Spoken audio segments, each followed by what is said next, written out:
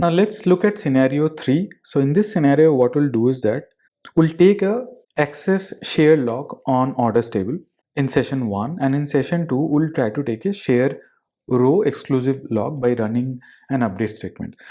Now again, I mean, when you run an update statement, it takes both access share lock and share row exclusive lock, or delete. If you run delete statement, it'll do the same. The update statement should be allowed because I'm running a select statement which would take a access share lock. And if I run another select statement which will take access share lock, that would also be allowed. But if I want to run an alter statement which will take an access exclusive lock, this will not be allowed.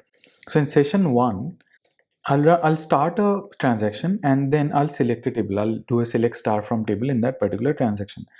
And from session 2, again, I'll start another transaction. I'll try to delete and select, because delete would take both access share lock and share row exclusive lock, and select would take access share lock. Again, these two statements would be run in two different statements. And then I'll try to run an alter statement also. Delete should be allowed, select should be allowed from session 2, but alter table should not be allowed from session 2.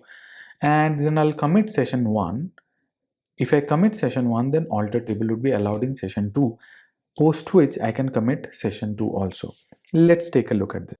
So this is my first session and I will start a transaction here. And what I'll do is that I'll run a select star from order underscore txn. So as I'm doing an alter, I'll use the order txn table. Now this should take an access share lock. If I run this query in my query editor, I'll be able to see that it has taken an access share lock because it's a select statement. So again, it is returning the result set. That's fine. Let me open session 2 and start a transaction here. Now what will I do? I will delete a row from order underscore txm table, where order ID will be having some value. And this is the order. So if I run delete, it should be allowed. Now let's take a look at the log. So again, it has been allowed, by the way. And if I run this query, I'll see two transactions. So the first transaction, which is the select statement, that has taken access share lock, and the delete statement has taken access share lock and share row exclusive lock, and both of them have been granted. Now let me commit this and keep the row or keep the lock in session 1. So I'm not committing or rolling back. I am keeping the transaction open. So this has been committed in session 2. The delete is done. If I see in query editor, the 297 transaction or PID would be gone because the transaction is complete. So again, I have only one transaction open which has taken an access share log on the table order underscore txn.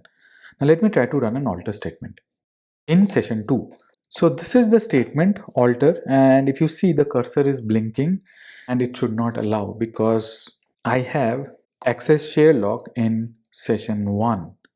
And if I run query editor again, the same query, I'll see that this particular, I have a new process which is trying to take access exclusive lock, and that will not be allowed. So this is the statement. The first one has taken access share lock, and the second transaction is trying to take access exclusive lock. The 297 is the second one, and it is not allowing because these two are conflicting locks. And now if I commit this first transaction, which was taking access share lock, now the alter table statement is also complete. Again, I can commit or roll back. Anyway, I did not run it in a transaction block. So this is done. So scenario 2 has been done. Let's proceed with scenario 4. Now in scenario 4, I'll try to take share row exclusive lock by running an insert statement, and I'll run another share row exclusive lock using update statement or delete statement and an alter statement. Both of them should not be allowed. But if I run a select statement, it will take access share lock. This should be allowed. So in session 1, I would run begin followed by an insert statement. I'll not commit this, and then I'll run a begin delete statement. These two should not be allowed because both of them would be taking share row exclusive lock.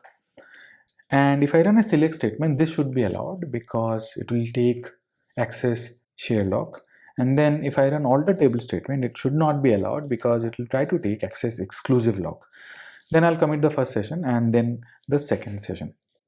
So this is my first session. Again, I'm starting a transaction block. I'll run insert into orders, values. I'll put some values here, right? So, and then I'll wait. So let me put some values. So these are the values that I'm using. I'm using order ID, customer unique ID, and order status. So it has inserted. Let's see what lock has been taken. So again, it has taken an access share lock and share row exclusive lock because I have run an insert statement. So in this second session, I'm trying to run a delete statement inside of a transaction block. The order ID is different, by the way. It's not same. Now let's see, this should be in wait state because now the share row exclusive locks are conflicting. Now I should see one more row here with share row exclusive lock with granted as false. So it is not getting allowed for obvious reasons. Now if I do a commit, this is allowed. So delete is done. So I'll do a commit here also. Now again, I'll run the transaction. In the first statement, I'll run an insert statement with new customer ID, customer X, customer Y, and then the transaction has started. Now what will I do is I will try to run a select statement. Now this should run because we do not have conflicting rows. In the first transaction, we have share row exclusive lock.